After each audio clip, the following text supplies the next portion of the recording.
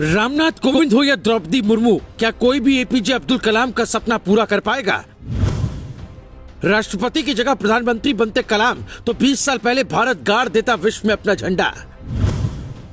बचपन का छोटू बड़ा होकर मिसाइल मैन बना। अटल जी ने बुलाया तो कहा, सर मैं नहीं बनूंगा प्रेसिडेंट। हिंदुस्तान में आजादी के बाद अगर किसी का नाम बड़े सम्मान से लिया जाता है तो वो है एपीजे अब्दुल कलाम। राष्ट्रपति की जगह अगर वो भारत के प्रधानमंत्री होते तो आज भारत कई साल आगे होता। पूर्व राष्ट्रपति डॉक्टर कलाम प्रधानमंत्री होते तो क्या होता बताएं। उसके पहले सुनिए उनका वो किस्सा जो ना तो कोविंद पूरा कर पाएंगे ना कोई और। कहते हैं इंसान पैदा एक बार होता लेकिन मरता बार बार है। लेकिन किसी ने क्या खूब कहा है, मरो भी तो एक बार, दुनिया जिंदगी भर याद रखेगी। अटल बिहारी वाजपेयी ने जीवन में जो अच्छे काम किए उनमें से एक अच्छा काम है कलाम साहब को राष्ट्रपति बनाना। एक मिनट के लिए सोचिए, अगर कलाम पैदा ही ना हुए होते तो हिंदुस्तान कैसा होता। जब देश के राष्ट्रपति एपीजे अब्दुल कलाम बने थे उस वक्त पंडित नेहरू, इंदिरा गांधी और राजीव जैसे ताकतवर नेता प्रधानमंत्री बन चुके थे। लेकिन भारत का एक सपना अधूरा था। भारत चीन से युद्ध हार चुका था और ये बात कलाम साहब को कभी हजम नहीं होती थी। इसलिए मछली पकड़ने वाला बच्चा वैज्ञानिक बनकर भारत के लिए कुछ करना चाहता था। और यहीं से शुरू होती है कहानी एक छोटू की अजर अमर बनने की। जन्म तमिलनाडु के गरीब परिवार में हुआ। पिता नाव चलाते थे तो कलाम साहब मछली पकड़ते रहते थे।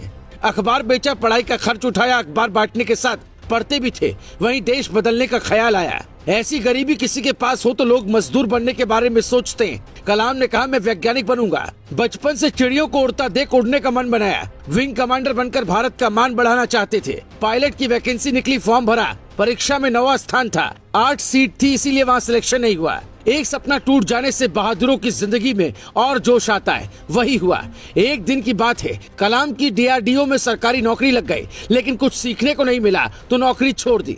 एक दिन इसरो के फाउंडर विक्रम साराभाई जी से मुलाकात हुई और वहीं से जिंदगी बदल गई। नामी वैज्ञानिक विक्रम साराभाई ने कमाल की क्षमता को पहचान लिया और फिर वो हुआ जिसका इंतजार आजाद भारत को करीब 50 साल से था।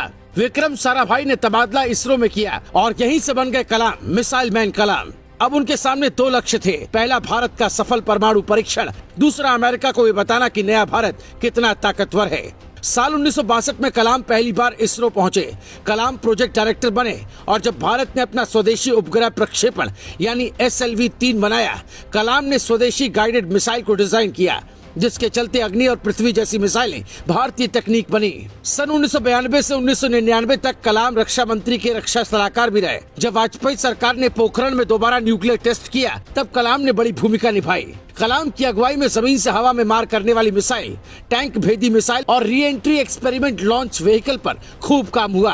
पृथ्वी, त्रिशूल, आकाश, नाग नाम के मिसाइलों का निर्माण हुआ। साल 1985 महीना सितंबर त्रिशूल का परीक्षण, फरवरी 1988 में पृथ्वी और मई 1989 में अग्नि का परीक्षण किया गया। इसके बाद 1998 में रूस के साथ मिलकर भारत ने सुपरसोनिक क्रूज मिसाइल बनाने पर काम शुरू किया और ब्रह्मोस प्राइवेट लिमिटेड की स्थापना की गई। इस दौरान भारत ने साल 1999 में परमाणु का सफल परीक्षण किया। दुनिया ने भारत का विरोध किया, लेकिन अटल बिहारी और कलाम की जोड़ी ने ये काम कर दिखाया। कलाम का देश के प्रति डेडिकेशन देखकर अटल जी ने फोन कर मिलने के लिए बुलाया और कहा, आपको राष्ट्रपति बनना है। ये सुनते ही वो चौंक गए और कहा, मैं नहीं बन पाऊंगा।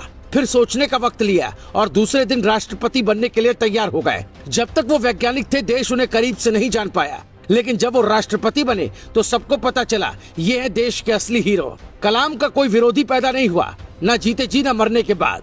पैदा हुए तो सपना देखा कैसे देश बदले और जब आखिरी सांस ली तो भी हिंदुस्तान कैसे आगे बढ़े। ये पढ़ाते पढ़ाते ऐसा लगा जैसे उनका जन्म हिंदुस्तान के किसी खास मकसद के लिए हुआ था। वो ईमानदार इतने थे कि राष्ट्रपति के कमरे में रहते थे, परिवार आता तो पूरा खर्च उठाते और सरकार को 3,52,000 का चेक तक देते। आज कोई प्रधान बन जाता है तो देश को जागीर समझता है। कलाम साहब राष्ट्रपति बनकर भी सच्चे फकीर थे।